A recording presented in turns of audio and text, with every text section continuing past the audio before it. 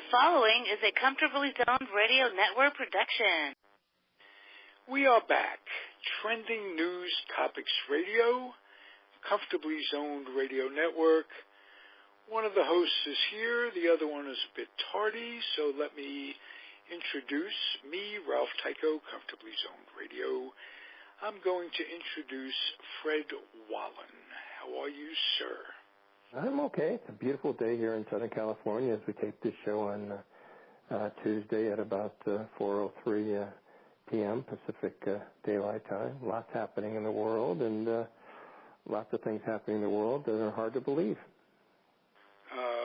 Almost impossible to believe. It gets very bizarre, and I'm looking for Rod Serling to come in and explain it all. Of course, we're a week away from the midterm elections, and should be interesting. I do think, Ralph, that the Democrats will take over the House. I think they'll win 35 to 45 seats in the House, but it's going to be very tough for the Democrats to take the Senate because of the 33 seats that are up, 24 are Democrat seats right now. So the odds are that the Republicans won't lose any. In fact, the Republicans probably will pick up one or two unless something really weird happens between now and next Tuesday, and I hope it does. But under any circumstance, as soon as the Democrats take over, then you wait till January the 3rd when the new Congress takes over, the House will ask for an indictment against Trump. They will impeach Trump. Probably won't be convicted because, again, there won't be enough senators who will show testicles, but he will be indicted and he will be impeached. I don't think there's any question about that. And all kinds of the first thing they'll do is ask for his income tax returns, and then they'll ask for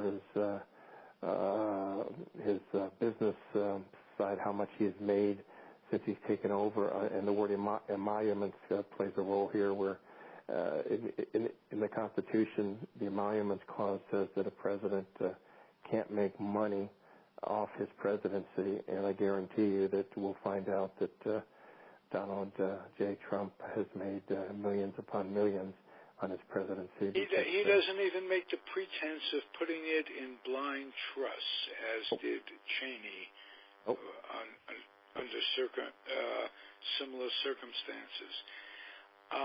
He never came up with his tax returns before the election. But you know what? He got elected. I don't understand how that happened. It happened because the Democrats nominated the one Democrat that could lose, because a lot of people despise Hillary Clinton. I'm among them. So yeah, me too. I was a Bernie guy, and it came from within when they screwed Bernie, Debbie Wasserman Schultz, and the Democratic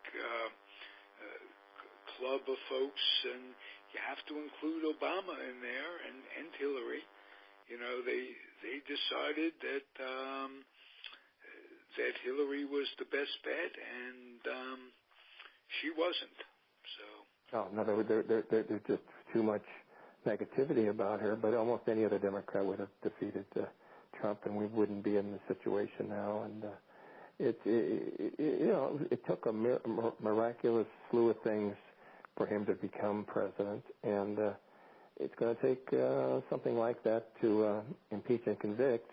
He will be impeached. I hope the conviction part is very questionable, but I don't doubt this, Ralph. I mean this in all sincerity, that as the representatives, House Representatives, is taken over by Democrats, I don't doubt that he starts a war, because you don't change horses usually in midstream.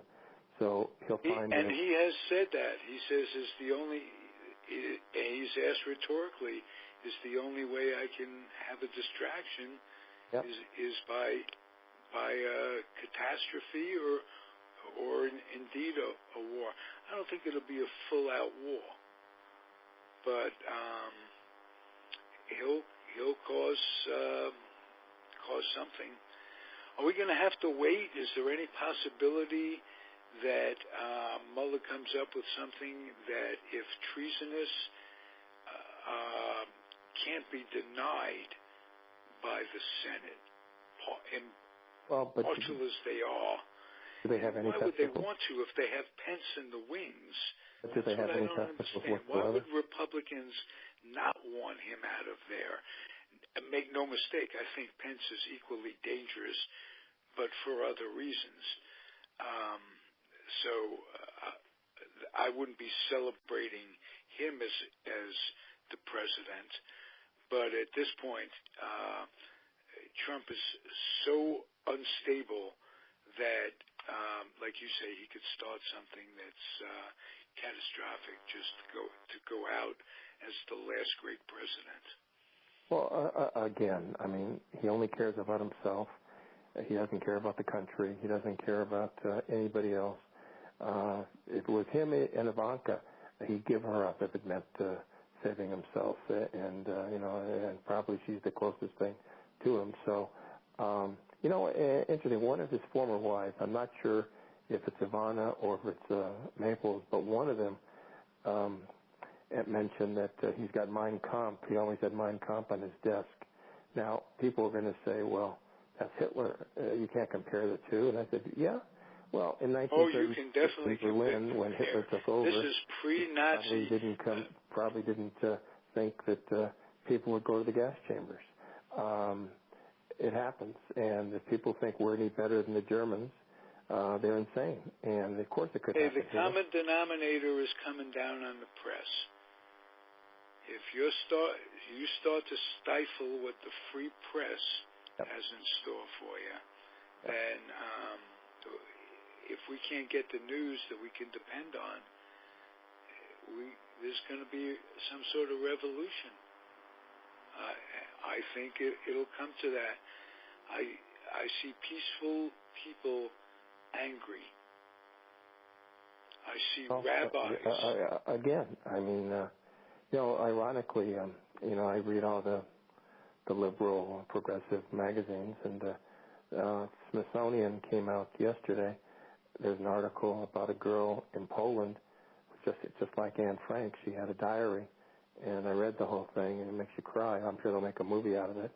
And then on The Nation last week or 2 weeks ago, big article on anti-Semitism and how it's grown and whatever. And there were 1,900 and something cases of violence against Jews in 2017. Tremendous increase from the previous year. I guess who was president in 2017. And I guarantee you, Ralph, that when we see the numbers for 2018, they'll double the 1,900.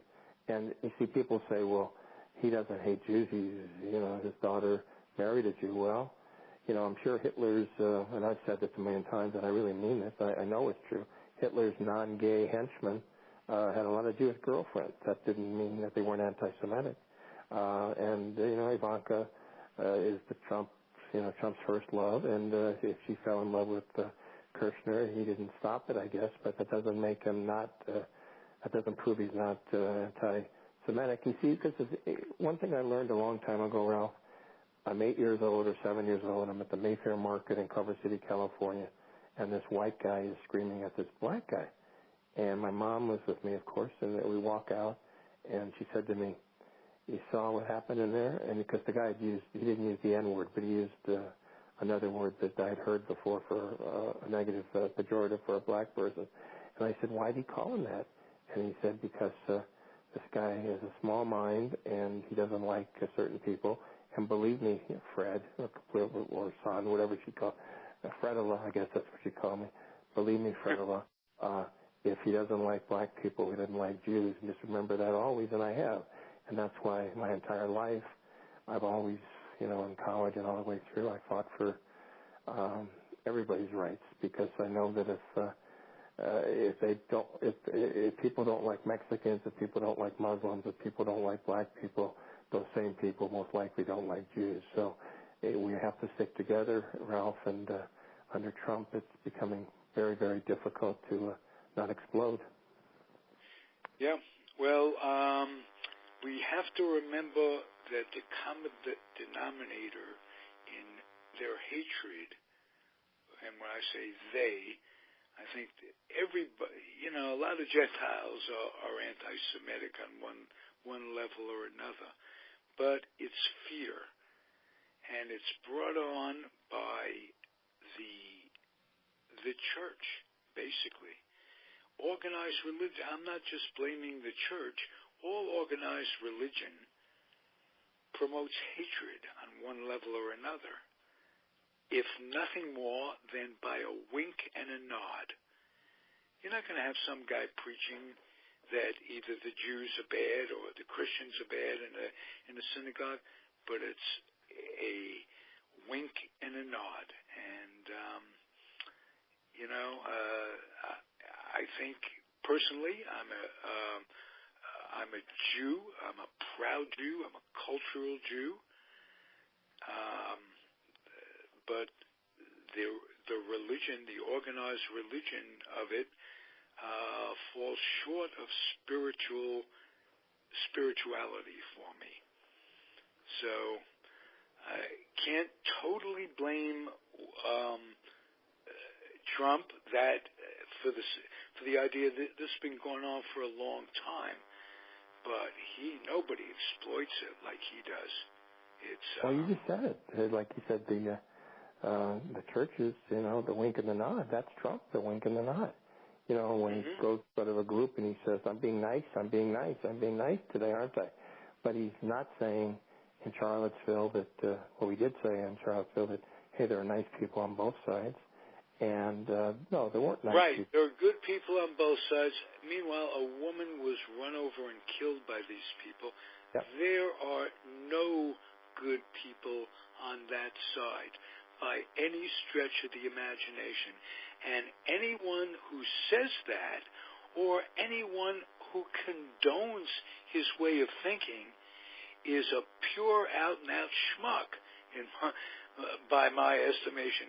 And anybody who's a middle-of-the-roader in today's day and age, politically, a middle-of-the-road, well, I can see both sides, I don't like the far left, they're polarized and stuff. Well, I invite those people to come on my podcast and tell me what they dislike about the left-wing agenda of taking care of the folk, and what they like about Donald J. Trump. Come tell me what you like about him. You have an open mic. Anybody who wants, call me up. Tell me what you like about him and what you really dislike about helping people, about not socialism per se, but socialistic ideas that make it good for everybody. Remember, the police, the library, the garbage collection, that's all socialism. The parks that we live in. So, how many of these can I be more clear with the folks out there? I don't like the middle-of-the-roaders, and I certainly don't like the Trump supporters. And if that alienates anybody from either listening to my podcasts or the podcasts on this station or participating in the podcast, you may think to yourself, I really enjoy doing this. I enjoy the Comfortably Zoned Radio Network. But I can't deal with a guy like Ralph Tycho whose ideology is what it is. I invite you not to. I invite you not to listen. I invite you not to participate. Wouldn't hurt my feelings one bit. That's my rant. Anybody who has turned down Social Security, no matter what side they are on politically? No. Hey, have we been joined by Tom Simon? I think so, maybe. You have been, gentlemen, and I apologize for my tardiness. I've been on the road, so to speak, actually, in reality, on the road. Just as long as you're not under the road. As long as you're not under the road, then. Yeah, that's right. All right. I'm coming to you from Williston's. I'm sorry, Ralph. I apologize. I've been keeping your seat warm for you. Speak with Fred. You have a lot to talk about tonight. Remember, we're 19 minutes into it, so take about 20 minutes and do your thing. We're coming to you from Williston State College right now, Fred. And Ralph, thank you for your patience. Kevin Kramer is about to take the stage in about 40 minutes or so and going to talk about his race against Heidi Heitkamp. Fred, you know I've been telling you that Heidi Heitkamp doesn't have much of a chance right now. 12 points behind over a month ago, and since then, the Kavanaugh hearings, and after that, she launches an ad campaign which exploits, her critics say, sexual assault victims without their permission. And now Donald Trump is in town trying to help him raise some money. You say what? Well, again, I've seen the polls, 10, 12, 16 points behind, and so most likely she's going to lose, and most likely that the Republicans will pick up a seat or two in the Senate, but they're going to lose 35 or more seats in the House, and so Trump will be indicted and impeached. And the first thing they'll do on January 3rd is when the new Congress takes over is ask for his income tax returns, and then we'll find out his deals with Saudi Arabia, and then we'll find out how much money he's given to charity, and of course he'll never give it up, so then we'll have to go to court, and again, he'll be impeached, and I doubt he'll be convicted because you need two-thirds of the Senate to go in that direction, but he'll be totally embarrassed, so he may start a world war to keep people off his back or try something like that, but people will find the truth out about him sooner than later, and by January 3rd, that should be a very, very important date in the history of the United States of America. Fred Wallin's spoken like a true guy from California. You're so deep into the water over there, it's making you a little bit punch drunk. But let's talk a little bit about what's going on here tonight, Fred. Kevin Cramer is here. He is, like I said, way ahead in the polls, but far behind in the money game. Heidi Heitkamp has raised double the amount of money that Kevin Cramer has raised, and so in comes Donald Trump Jr. to try and help out. You know, I told you a couple of days ago on this program that Donald Trump Jr. had raised over $500,000 in Florida in the Senate campaign there, and now he's trying to do the same here. Now, with me, Fred, and you'll get a chance to ask him a question or two as well, is Tim Rasmussen, the communications director for the Cramer for Senate campaign. Tim Rasmussen, you've been walking around the city of Williston today with Donald Trump Jr. How's it feel to have the president's son in town for your guy? Well, it's been wonderful. I'll tell you an interesting story. I was at Buffalo Wild Wings having lunch today, and I'm driving the Cramer campaign vehicle. It has his logo brandished all over it, front, back, sides. And I felt, I'm just the communications director for the campaign, but I felt like a celebrity. The waitresses were coming up to me and wanting to shake my hand, and we're so excited to have Kevin in town, first of all, and then have Donald Trump Jr. here to support his campaign. So, you know, this is definitely energy central out here in western North Dakota. A lot of oil and natural gas development. Kevin has stood strong to support that industry and the benefits that come from that. That's jobs and that's tax revenue to our state treasury. So, you know, people out here are excited to have Trump Jr. and Kevin here. Fred, I'll tell you and the audience that's listening now that I attended his rally at the high school today, and you'll be surprised to note that even though the high school was jam-packed with kids, there wasn't one protester there. There wasn't anybody interrupting, nobody jumping up and down with a shirt that said anything negative. It was actually refreshing. You say what about all that from the left side? Well, I'd like to ask your guest a question. The polls show that Kevin's going to win, and I presume he is going to win in a state like North Dakota. He becomes, of course, maybe the 53rd or 54th Republican senator after the November 6th midterms. And then January 3rd, something we just were talking about with Ralph before and with Tom for a moment here, January 3rd, the House, which will be Democrats leading, and they asked for his Trump's tax returns and all of his business, the emoluments and things like that, how much money he's made since he's become president, which of course is illegal, whatever the case might be. And I've said to Tom many, many times, we've been doing this show for a year and a half, that very few Republican senators have any testicles.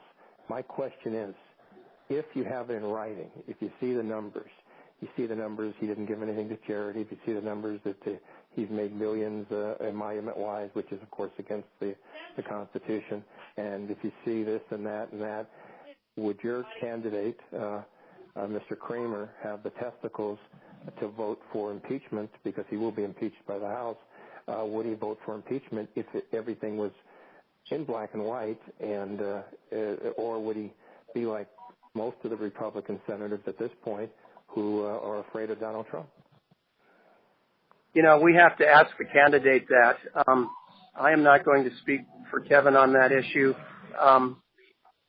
We have to ask the candidate that question, but given Trump's successes in policy here in North Dakota, given the advances in energy, given the benefits that our state is seeing with the tax cuts and tax reforms that have brought unemployment to significant lows.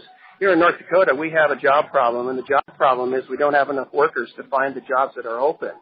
So we have an opposite kind of problem here. We've got job openings and don't have enough people to fill them. So I would really doubt that you'd hear Kevin Kramer place a vote to impeach Donald Trump, because so let me interrupt for a second.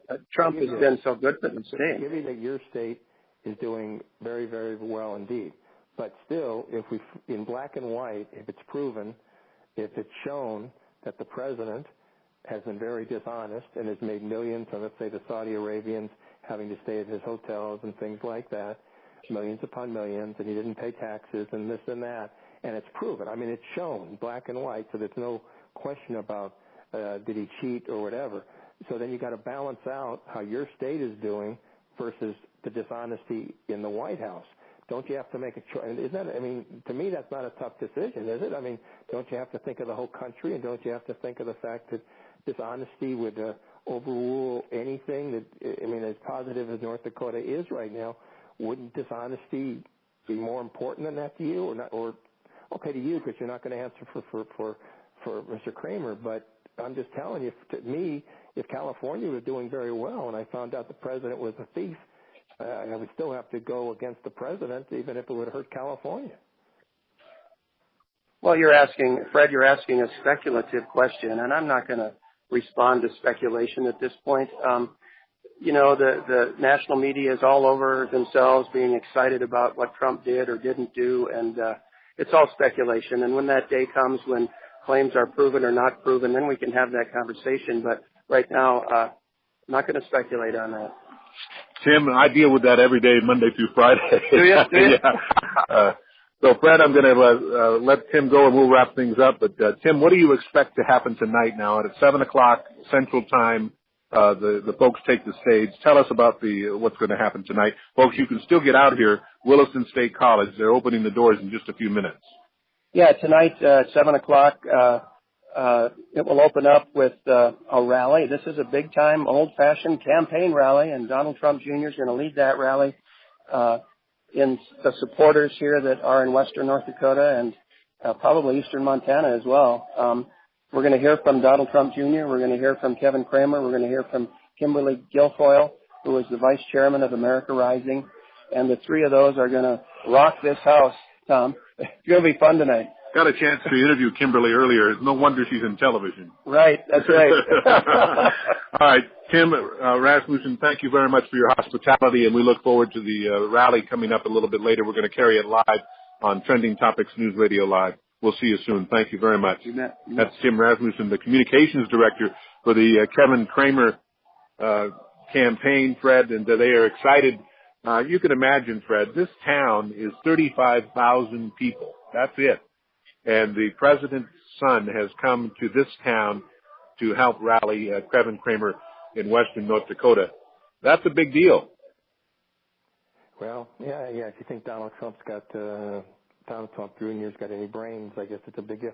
Hey, Tom, before we go, my computer in the other room wasn't working, so I couldn't read this to you on the air, but I'd like to read two paragraphs here to if there's any question about the situation in Pittsburgh, PA.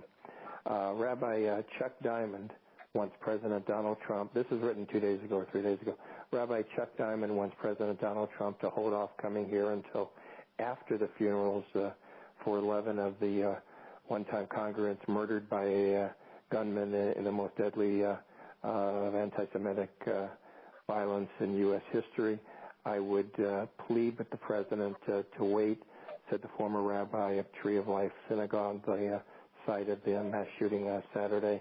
I also hope he would come in and offer his condolences after we have buried them and had a chance to mourn. The series of funerals, of course, began today. So it goes on from there. But the mayor and everybody's listed here who says that under no circumstances would you want Donald Trump to do what he did today. But let me just mention one more because this one is really interesting. This is from an apartment in a nearby neighborhood, Sarah Grumel, who grew up in Squirrel Hill where the attack occurred. To see that the mention of Trump, he has spent 2 years preaching hate and xenophobia and violence, and now he thinks he's wanted here, and he thinks it's acceptable to come to our town when our whole town is sitting Shiva, said Grinnell 35. It's laughing in our faces. So that's my opinion, and this was written by a Pittsburgh newspaper 2 or 3 days ago. Folks, certainly you can decide for yourself if you think Donald Trump showed up because he cares or Donald Trump showed up because he doesn't care and just wanted some votes.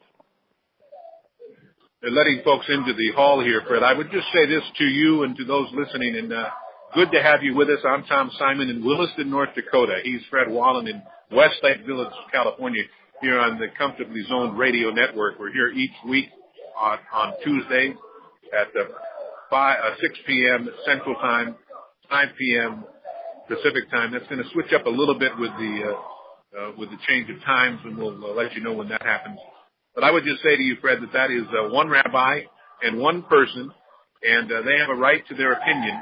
But for every one of them, there's another one that wanted Donald Trump to come to town, and you cannot spin your presidency on one rabbi or one person that doesn't want you to come to town. There were plenty of Republicans, plenty of conservatives who wanted to see the President of the United States represent them in Pittsburgh, Pennsylvania today, and that's why he went.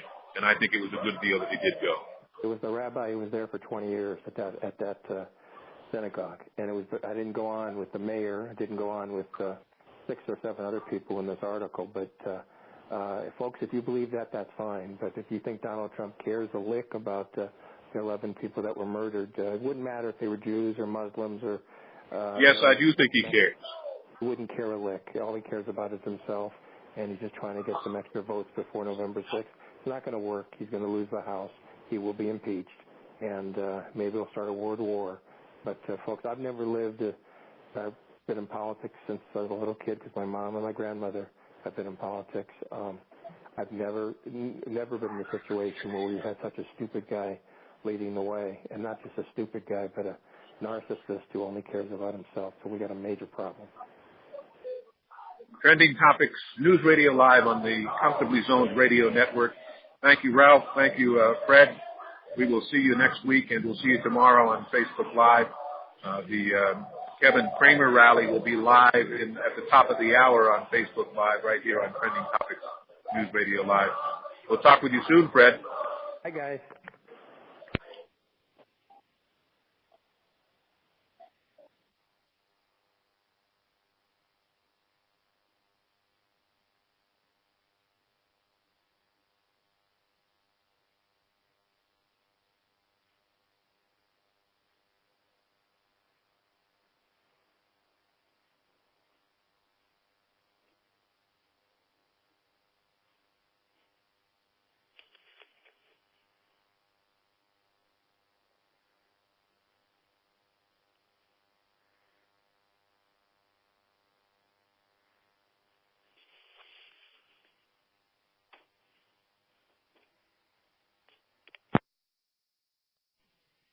The proceeding was a Comfortably Zoned Radio Network production. Thank you for listening.